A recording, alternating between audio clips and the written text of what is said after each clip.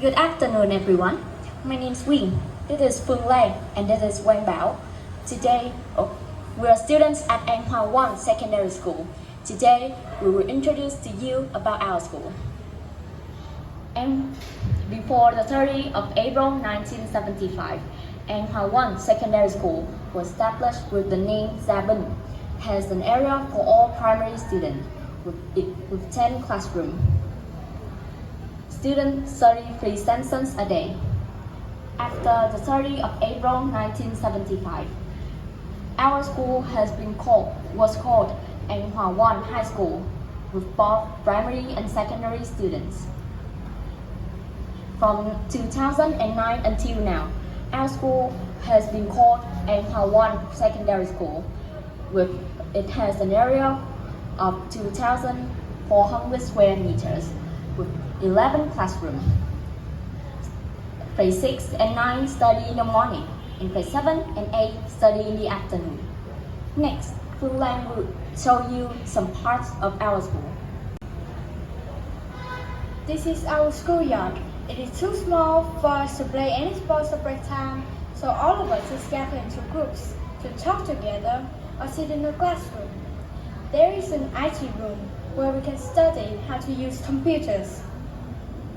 Our school also has 3 labs in chemistry, biology, and physics, where we can do some experiments. The library is where we come to find interesting books for subjects that we study or comics to read at break time. The last place we'd like to introduce is the public health station. Our school has a total of 52 teachers and staff. They are all nice and friendly. In An Hòa 1 Secondary School, students are taught lots of subjects such as math, English, literature, science, and etc. All of them try their best to find out the best ways to help us understand the lessons, not only during the lessons, but also whenever we are in need. They are willing to help, and this is a reason why our school has gotten many achievements in teaching and studying. Next, Wang Bao will present some achievements that our school has gotten. Especially in any English competition, students of our school have got the 2nd and 3rd prizes. Recently, many students have got excellent grades every single year, and many of them have graduated and got into their dream school with flying colors. Personally, I think our school is a nice place for students to learn new things and meet new friends. It's not the best school someone can find, but it's still the beloved place for many generations of students, including me. If you have the chance to go past Nguyễn Văn Cử Street, come and visit our school. It's at 355 Nguyễn Văn Cử, An Hòa, Ninh, Kiều, Cần Thơ. Welcome to our school. And now, Anh Thi and Khánh Tâm will present a new topic. No matter where you go, there's still no place like home. Everyone has a hometown where they return to. That is a place that we were born and raised. My beloved hometown is Cần Thơ, a gorgeous city located in the Mekong Delta. On the right side of Hồ River is Cần Thơ City. In 1739, Cần Thơ was opened and presented with the name Trấn Giang. Through many historical periods, the land of Trấn Giang has undergone many changes in name and administrative boundaries. It was the southwest region metropolis in the French colonial period. Now it has become the transportation connection and economic center of Mekong Delta. Regarding the name Cần Thơ, in the old history books, there are no clear record of its origins like the other provinces' names. Several stories tell about the history of the name Cần Thơ, but the one that is most believed tells that before being crowned a king, Nguyễn Ánh went to the south and went through many places of the Mekong River. Once he reached the territory of Trấn Giang.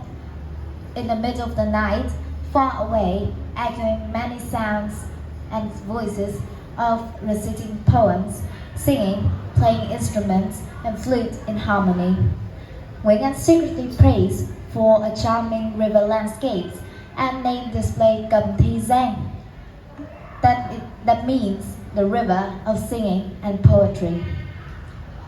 The name was gradually popularized and people mispronounced it as Cần Thơ, but they found that the name was beautiful, so the city was named after it.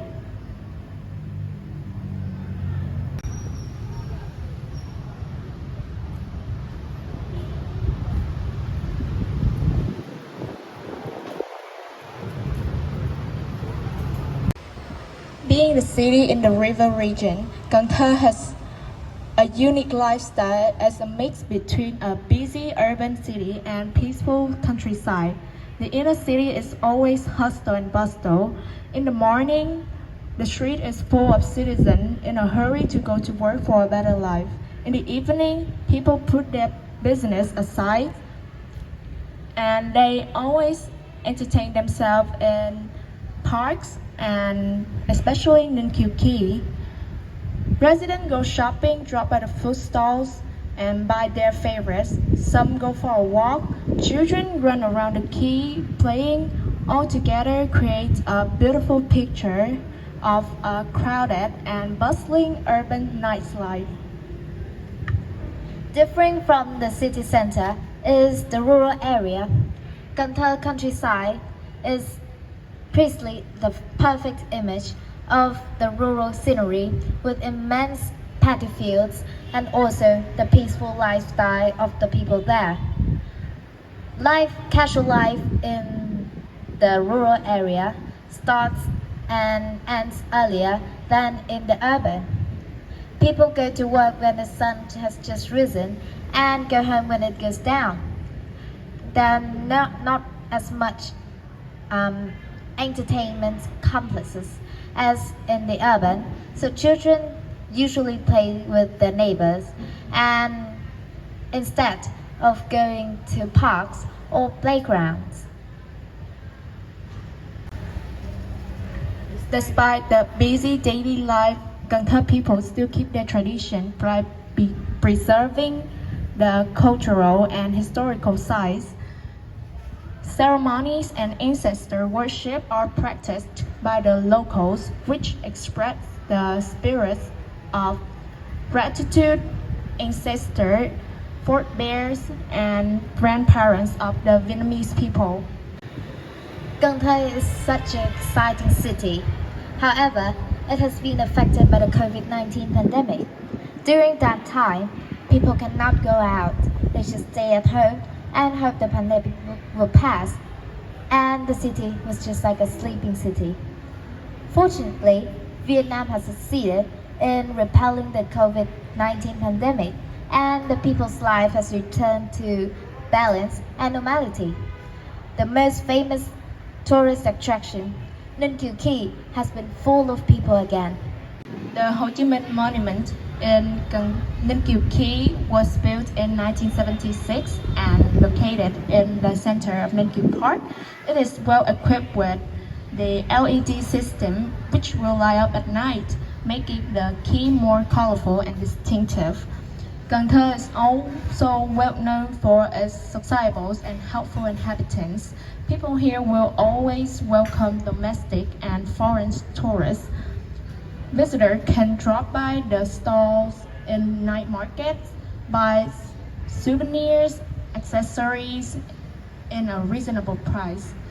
The government has just opened a new walking street with a lot of activities such as dance challenge, music shows and games, which interest young people and tourists.